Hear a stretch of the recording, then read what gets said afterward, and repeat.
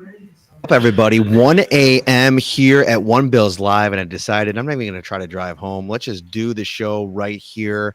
The Bills, stick and pick in two different spots. We're going to talk about both new members of the Buffalo Bills roster. We got a chance to talk to Brandon Beane about an hour and a half ago here in the practice facility. This is the Shout Buffalo Bills football podcast. I don't know about you, Ryan. I'm exhausted. This is about the time we get to in the draft process where we know we have that one final day to go, and it's just like I just start dragging. Yeah, no, I'm right there with you. I told you I was kind of like sitting in my chair, and I did one of the head nods where wakes you back up when your head falls so far down. But yeah, definitely these late nights catch up to you, I guess, the older we get. So we're going to start with the offensive lineman. The Bills added. This was an area that we were talking about leading up to the draft. Really the Bills could have, if Brandon Beane wanted to, probably address it in the first round. We talked about a lot of tackles, some interior players as well, some people that were in on top 30 visits that went in the second round ahead of the Bills. But Osiris Torrance out of Florida lasts all the way to pick 59. This is a guy that the Bills, I'm writing about it now for the site, spent a lot of time on the scouting trail, getting to know this player. Brandon Beane talked about, going to Florida, actually going to a practice and spending time around the coaching staff there, talking to them about Torrance, then getting a chance to really scout him in person across the entire trail, starting at the Senior Bowl. They talked to him at the combine, and they brought him to Buffalo on a top 30 visit. And what they learned was that this is a guy that fits their culture. He is going to probably be a day one starter for them and give them options on the interior of their offensive line. And he is just a mammoth dude at 330 pounds. The sheer power that he could play with, that was something that Brandon Beane kept coming back to when talking about Osiris Torrance. I love the pick, first of all. But after it was made, I sat there and I said, they've already kind of attacked the interior of the offensive line in the offseason. They signed Connor McGovern. They bring in David Edwards. They already have some options there in Bates. And it's just like, it's a good problem to have. You're going to have some really solid depth this year. So it caught me off guard a little bit. They could have gone the linebacker route in round 2. They end up passing on Drew Sanders. So that also kind of told you how they feel about their linebacker group. But for Torrance himself, Osiris Torrance, a lot of the mock drafts, Matt, leading up to this for the last few months had the Bills taking him at number 27. The fact that they were able to get him at 59 in the second round is a great value. It's one of those things where it doesn't matter who you have. If you feel strongly about this player that he can be a day one starter for you, you go out and get him, because at the end of the day, you want your best 5 guys out there. You want protection for Josh Allen. You want running lanes to open up for James Cook, Damian Harris and company. And Osiris Torrance, he has that skill set to be able to do that. I had questions during the pre-draft process in terms of his fit in Aaron Kromer's system. The athleticism, he didn't check all the boxes of what the typical O-lineman looked like in his system. That said, massive human being, strong, didn't give up a sack in his entire college career. A lot to like about the prospect. So one of the things that Brandon said about him, and I actually asked him a question about, having Aaron Kromer for a season, going through the actual games. Are you crushing a Celsius there? Yep. Oh my gosh, I'm so proud of you. I love a good Celsius at 1 a.m. just to really get you jacked up before you go to sleep. That's great. That's right. So I asked him about having Aaron Kromer for a year, going through kind of the process of getting to know Ken Dorsey. All right, this is what we look for in prospects. Dorsey's been here for a while, the scouting department, and then kind of pairing that with who Aaron Kromer is looking for. And so they spent a lot of time, I mentioned, on the scouting trail, but together scouting the player. So you're getting the sign off from everybody in the building. And maybe it's not a perfect scheme fit because of the athleticism traits, but one of the things that Brandon Beane emphasized was the ability to anchor with power.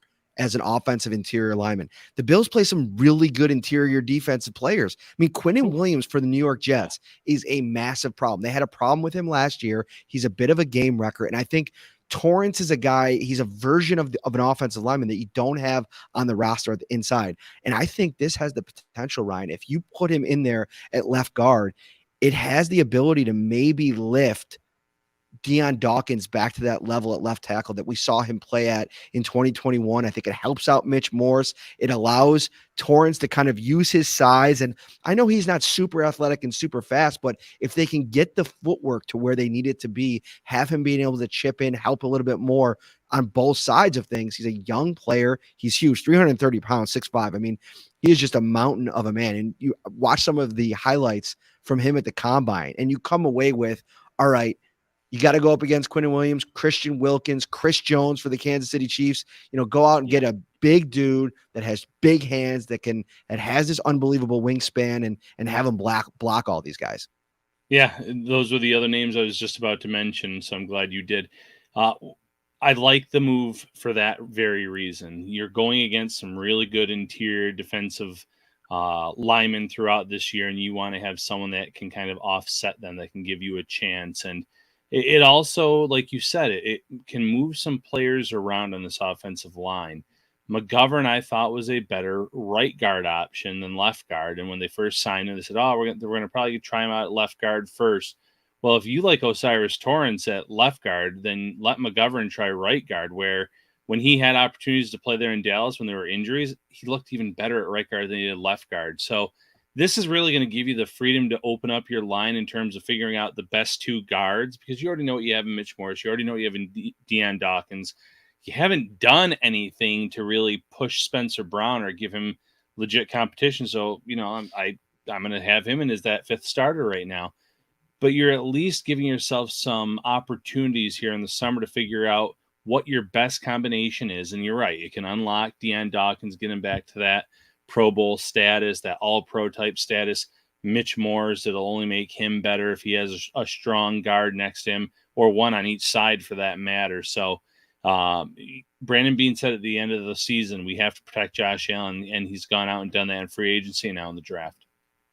If you're watching on YouTube, thank you so much. At 1 a.m, you guys are the best. Hit that like button, subscribe to the channel as well.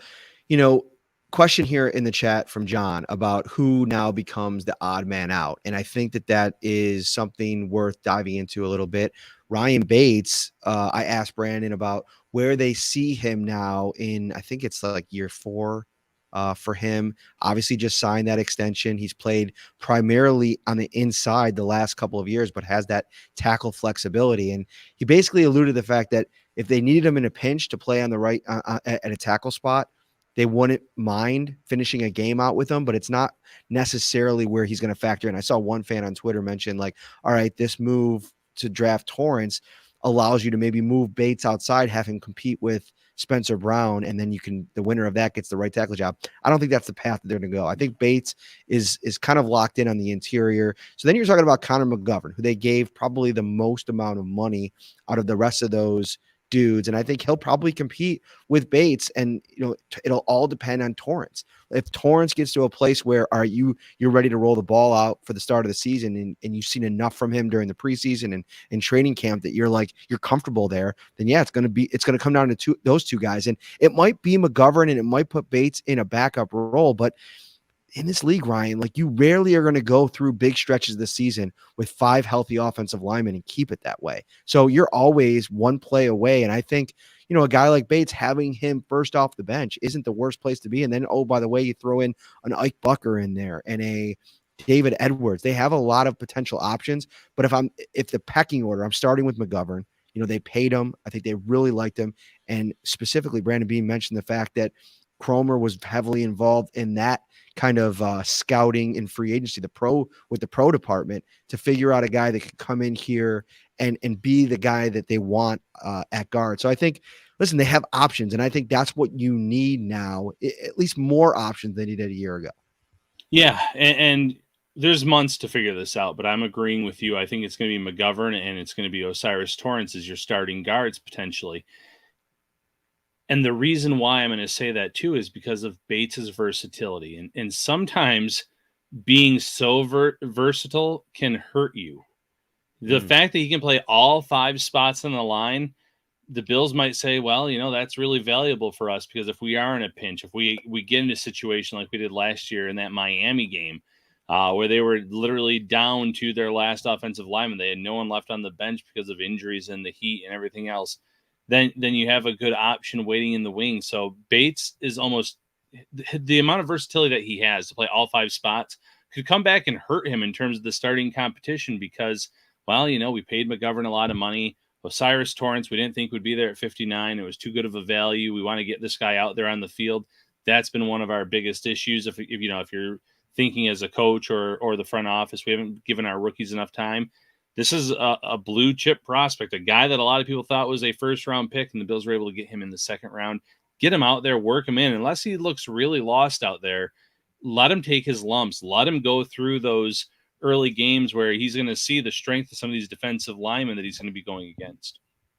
Yeah, and I one of the things with the pick here, I really felt that Torrance was, to Brandon Beane's point, significantly sticking out on the board as we approached it. Like some of the wide receivers in the moment, I think that there was probably some consideration. I mean, Jalen Hyatt, I think, brings a kind of skill set to where, all right, that doesn't really exist currently on the Bills roster. So maybe think about that. But we saw how far he actually ended up falling in this draft. And the Bills would have had to, the value wasn't necessarily there to take him. And I think Downs made a lot less sense for them once they drafted Kincaid and talked so much about how they wanted to use him. So now that you're in a situation where wide receiver isn't as much of a priority, especially at this spot in the draft.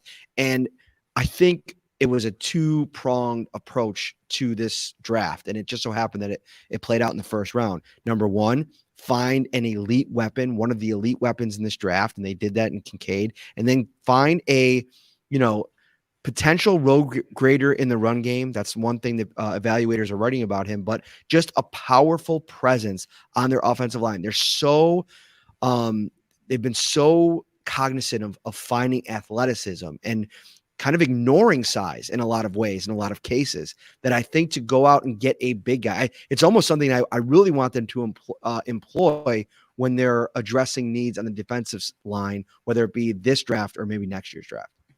Yeah, Torrance and Drew Sanders were the 2 people that stood out to me when the Bills got on the clock at 59. And Sanders was more so of the fact that it would have filled one of those big needs that the Bills had in terms of replacing Tremaine Edmonds. Oh, we're getting to that big need here in a second. Yeah. Round pick. So, we heard all about, Sanders is this guy, this potential replacement for him, the athleticism, the pass rush, the blitzing.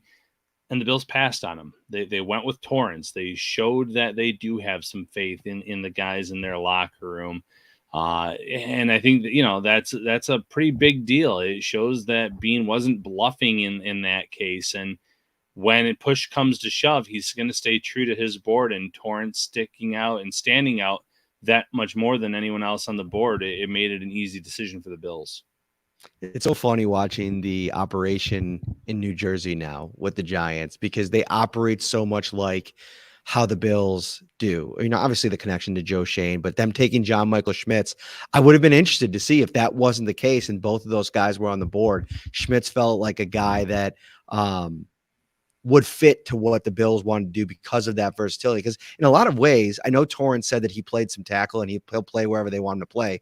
He kind of is like, if you go through and read the scouting reports, he is going to fit in primarily probably at that left guard spot, which I don't think is a huge problem, because I think like we mentioned, whether it be on this show or shows past, McGovern has played most of his career going back to college at right guard. So I think he'll fit in fine there if that's where he ends up. I think this was just, to your point, a situation where best player available with a sneaky need. And I know we talked about the tackle spot, but I think it goes back to how much they believe in Spencer Brown. And so they were comfortable with it. Let's switch gears here real quick. And before we do, another reminder, save the date. It is May 20th. We are locked in. The official event page is up over on my Facebook page. Send me a friend request on Facebook. And all the events are going to live there. I tweeted out a link to it too on Twitter if you're more comfortable with that platform. But May 20th, Ryan, you'll be up here. We'll do another live show. We'll eat some wings. We'll drink some beers. We'll talk some Bills. It's gonna be a good time. Always a good time at Wingnuts. Bills Mafia, head out, come hang out with us before and after the show. Stay for the podcast, obviously. And like you said, great wings, great beer, great times. So the third round draft pick comes around, and you start to look at potentially the options. I tweeted out there, I thought one interesting way to go would have been the mammoth tackle, DeJuan Jones out of Ohio State, who slipped in this draft pretty far, and he's still, I think, available. Nobody's taken him yet. Is that correct? He's still on the board? Unless I missed it late, he's still on the board. I think he is. So, maybe a couple other places that they could have gone.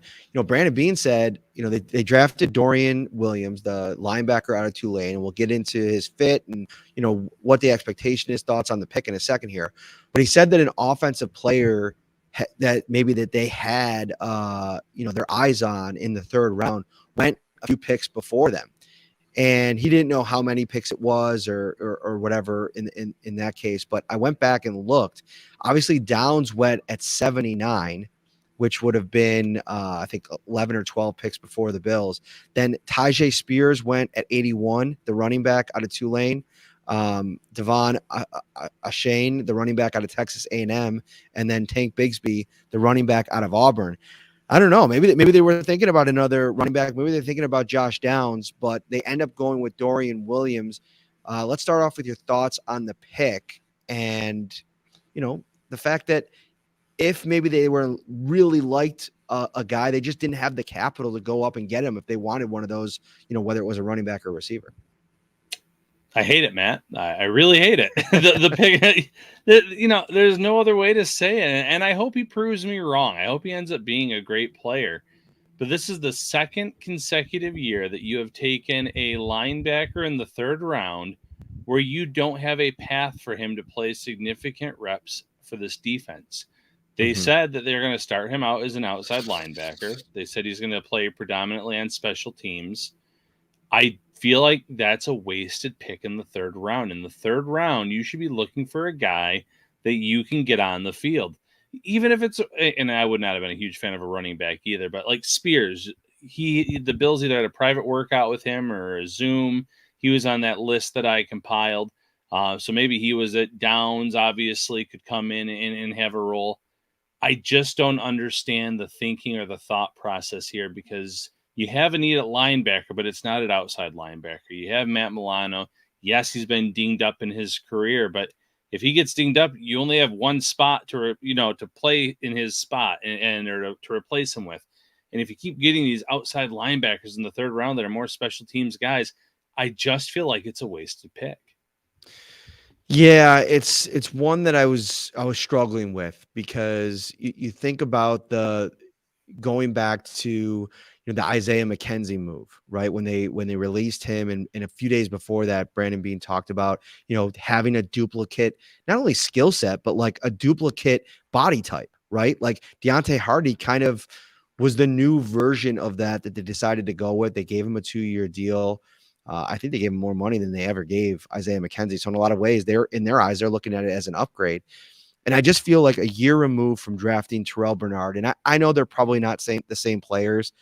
Obviously, the big thing that stands out about Dorian Williams is the speed factor that I think that they probably get excited about with this player. And I don't understand, at that spot, the value there, because I think you could find a similar guy. Like they've been really good at finding those kinds of guys in the later rounds. I mean, Matt Milano is the best example of that. But guys like Taron Johnson, Christian Benford last year in the 6th round, Dane Jackson a couple of years ago, they do pretty well on day 3, and they don't have a lot of picks. So you would have thought maybe moving back and finding somebody else, but obviously they like the player.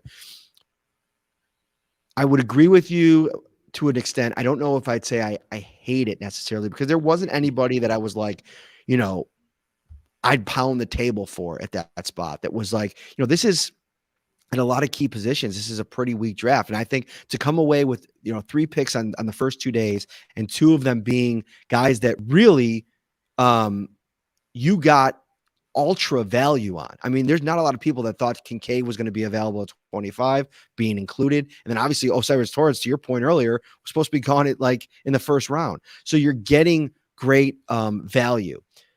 This is what I started to think about with the Williams pick is Matt Milano has started 31 games over the last 2 seasons. He's been, for him, really healthy. If he goes down this year, right, and Tyrell Dodson and Terrell Bernard show playing next to, Klein, or if, when they're in there with Milano, however that thing kind of works itself out, if they're not the player that you're needing them to be, they're going to need options. And this is a guy that he likes to fly around the field. He's got the speed. He's got the sideline to sideline. And I think they're moving more towards what this tells me, that positionless model. And maybe just having, if maybe you get to a point where you're not so much worried about opposing teams running on you because of the way that they've lost the last couple of years. You just want fast guys that can fly to the football, guys that are, sure tacklers. And that's another thing about this. And we're going to have to figure this out because Brandon Beane said that one of the things when they were scouting Williams was that he was a great tackler. And one of the things that stood out to them, but you read some of the scouting reports on him, and that's one of the areas where, evaluators say he has to improve, like being able to, get to the football. And when he does, get them down and not allow those extra yards and to get dragged on tackles and stuff like that. So really interesting pick, and one that's obviously very divisive. Yeah, it'll have to be a wait and see. You have to see how they're going to utilize him as a rookie, and I guess even into year 2. But to me, the first 3 rounds are rounds. I don't care if you're picking early in the round or late in the round, where you should be able to find someone that can have some kind of role on your offense or on your defense. And Dwan Jones, when we mentioned him on Twitter, people said there were some red flags about him, and I have not.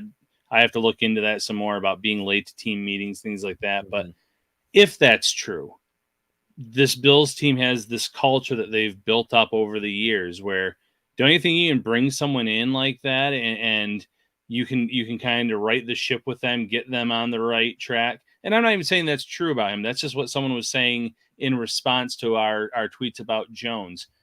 I think at this point, it's okay to take a player that maybe they do have a red flag or two, but could Jones win or play significant reps on that offensive line at tackle? Yeah, because they have Spencer Brown, or maybe he'd be a swing tackle. Who knows? But there were guys like that. There were some players in the secondary that I know the Bills are pretty deep depth-wise in the secondary too, that they could have gone after and pursued with that pick. But they went again with a linebacker, a little undersized to be an inside linebacker. They say he's going to be outside. They say he's going to play special teams. I just don't get it right now. Yeah, I think that's fair. And, maybe he's not a good player. And there's some of the comments in there are talking about what he would bring. And obviously, right or wrong, the Bills have a level of trust that Spencer Brown is going to be the answer at that spot. And they haven't done a lot on the free agent market addressing the position. And who knows, we're now in the 5th wave of free agency, however you want to do the math. And that's a situation where you can on Monday start looking for some veterans that maybe are still hanging out there. Obviously you're probably shopping in the Bobby Hart section of the supermarket, but you go out and you maybe bring in 1 or 2 more guys. I mean, I didn't think David Questenberry was very good last year, but he was somebody when they signed him coming out of Tennessee. I thought he gave them some valuable reps as a starter the year before, and it just never really worked out. So maybe he could fit into that category that Roger Saffold was talking about, where, all right, an off season to, really have that download of what it's going to take to be a tackle on Cromer's offensive line and for Ken Dorsey. And he can upgrade things a little bit just in his own improvement. And then you get Tommy Doyle back at some point, and you hope that he could kind of take a jump as well. And maybe you move him back now with all this interior depth at guard. You focus him more at that tackle spot, and you hope between the 3 of them, you find at least somebody that can give you reliable reps on the outside. I think Spencer Brown's probably heard a lot of the noise. I would actually, at this point, I think he's one of the most intriguing players to watch over the next 3 months to see how he responds, to see how he looks during training camp. And of course, we've seen it before, right? The Isaiah McKenzie camp legend that he became. Everybody was expecting him to kind of take off in last season, and it just didn't materialize. So you want to be careful with some of that stuff in camp. But the way that they've structured this thing and going out and getting Osiris Torrance, I think that they're like, it's Spencer Brown or bust. Yeah, I think that's true. And like you said, if they do address it after the draft is over, it's going to be the Bobby Harts, the Brendan Shells of the world. Not guys that are really going to push him for the starting job, but could be a solid swing tackle, could play in a pinch. It's just difficult now to find a starter on that open market where, yeah, even in the draft, the tackles are flying pretty quickly. Bergeron went very quickly in round 2. And he might play guard in the NFL more than anything else too, but it goes quick. So I know there's only a limited number of guys, but I figured there could be at least someone that they could bring in and kind of push him along in round 3 rather than go that same linebacker route that they went last year. I also sneaky think that it's no coincidence that Brandon Beane keeps mentioning Balin Spector's name. Like, how many times have we heard his name over the course of the offseason? I think he's somebody that, there's some excitement about the way that he plays, and giving him a chance to compete. I mean, if you go out and you take a Jack Campbell or a Drew Sanders, I mean, that's a guy that there's going to be an expectation that player plays. And maybe they, all of that talk about the belief in the guys that they have in the building, maybe it's not bluster and they want to give, that collection of players a chance to go out and earn some time. And let's be honest, like, I'm to the point now where I think we've seen enough. Like, you got to be able, I think Matt Verderam said it great at the beginning of the week. You got to be able to affect the quarterback, and your quarterback's got to play great football to win games in this league. And I think finding an answer at the linebacker spot next to Milano is important, but I think having Milano is the most important piece of all of this. And then you can kind of, work guys in and see which one fits the best and go with that direction. And this defensive line has to be better. I think it's interesting that they haven't addressed that. I mean, they're at a place now where they're running that thing back exactly with the 9 that they had from a year ago. And I think that's an interesting kind of storyline to track as well. Yeah, it is. And D linemen, outside edge or inside, they go quick. There's still some defensive tackle options for the Bills, and Brandon Beane has mentioned the fact that all the guys have expiring deals currently on this team. So maybe they go with a D tackle tomorrow. Maybe they go in the undrafted free agent market, or in early May, you can start signing players, and they don't count against the compensatory pick formula. So there are still a lot of defensive tackles and edge rushers, for that matter, out on the market still that you could pursue if truly interested. PJ's asked this a couple times. I missed it the first time. Maybe they see Matt Milano moving to middle linebacker and having Bernard and Williams duke it out for the outside linebacker spot. I feel like Beane put the kibosh on that earlier in the offseason when he was asked about that point blank. But I think that you get to camp and you start rolling some different things, and Sean McDermott takes a look at some different things, and maybe they kind of adjust on the fly, and maybe that is something that ends up making sense.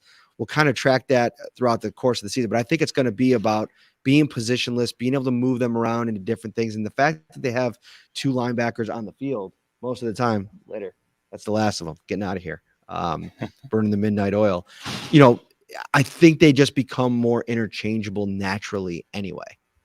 Yeah, and that's fair. And you kind of mentioned the fact that on this D line, you have Daquan Jones, you have Ed Oliver, you still have guys, 4 capable defensive tackles, and maybe the Bills are just kind of thinking, okay, if we did add one in the draft, well, then it's going to be tough to kind of fit them all under the 53-man roster. And we do have guys that can affect the quarterback. When Von Miller comes back, he was doing a good job of that last year. Greg Rousseau has taken that leap.